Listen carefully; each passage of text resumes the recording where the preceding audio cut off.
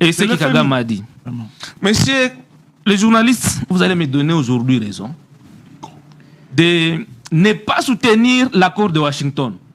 Nous, Mukwegistes, depuis que cet accord-là a été signé, lorsque cet accord-là a été investigué par Kai Kwamba à Washington, nous étions, notre leader était le seul leader congolais qui s'était opposé et qui avait donné des signaux forts qui montraient que cet accord-là n'allait pas nous amener sur la voie de la paix et que cet accord-là était porté des germes de conflits, porté des germes qui allaient perpétuer les conflits. Et c'est là que nous sommes aujourd'hui. Le conflit est en train de se perpétuer. Quand Kagame dit qu'on ne peut pas lui demander de lever ces mesures défensives pendant qu'on est en train de laisser le président Tshisekedi faire tout ce qu'il veut, ça veut dire qu'il nous dit que la guerre n'est pas loin de prendre fin. Non, la guerre ne sera pas en train de prendre fin aujourd'hui. Il faut d'abord que ces déshydratants ou ces problèmes puissent trouver solution au Congo. C'est ça ce qu'il veut nous dire.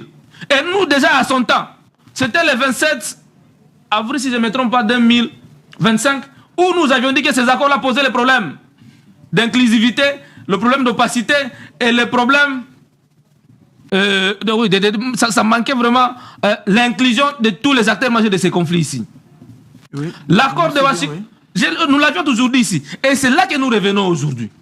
Donc cet accord ici n'est pas un accord qui nous amène sur la voie de la paix, mais également c'était un accord qui avait à son temps et jusqu'au jour d'aujourd'hui donné force à Kagame. Parce que Kagame n'allait pas dire qu'on peut pas lui demander de retirer ses forces défensives si le terme force dans les mesures défensives n'était pas repris dans l'accord de Washington. N'attendez pas de moi que je lève nos mesures défensives alors que vous laissez Félix Tshisekedi faire ce qu'il veut. Pendant que nous, à l'interne ici, le gouvernement congolais, M. Mouyaya, le président Tshisekedi, parlait de l'agression rwandaise dans notre pays. Et c'est ça le narratif que nous, Mkwegistes, nous avions toujours soutenu. Kai Kwamba est allé signer à Washington que le Rwanda avait pris des mesures défensives contre notre pays par rapport aux dangers qui guettaient le Rwanda par les FDLR. C'est là la faiblesse. C'est pourquoi nous, Mkwegistes, nous soutenons toujours la résolution 2773.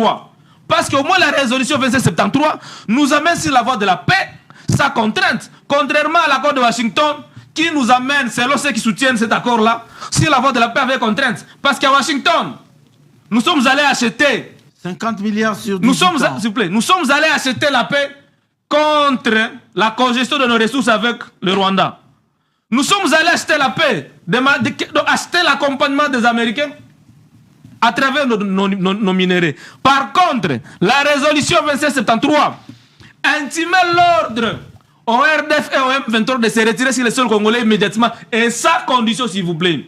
Laissez les faits immédiats sans condition. Et le démantèlement des administrations parallèles mises par Nanga. Ça veut dire qu'avec le démantèlement des administrations parallèles mises par Nanga, ça allait nous permettre de reprendre notre souveraineté et d'étendre l'autorité de l'État sur toute l'étendue du territoire. Mais nous sommes, le gouvernement congolais a décidé délibérément d'abandonner ce que le projet pour lequel Dr Denis Mukwege avait travaillé. Parce que cet accord-là a été aussi voté grâce au lobbying porté par une fils du pays, Dr Denis Mukwege. Ça, il faut le signaler, les peuples congolais doivent le connaître.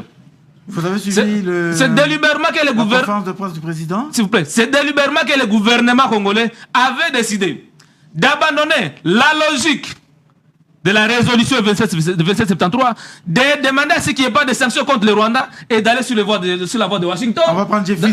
J'ai fini. D'aller sur la voie de Washington et d'aller sur la voie de Doha, qui aujourd'hui fait monter, qui facilite aujourd'hui à Kagame de monter les enchères. Kagame n'a pas le droit de tenir un tel langage. C'est absurde qu'un pays puisse prendre des mesures défensives dans un autre pays. Ouais. La diplomatie, oui, mais le gouvernement du Congo doit faire un effort de revenir sur la résolution 2773. C'est là que nous trouvons la paix immédiate et sans condition.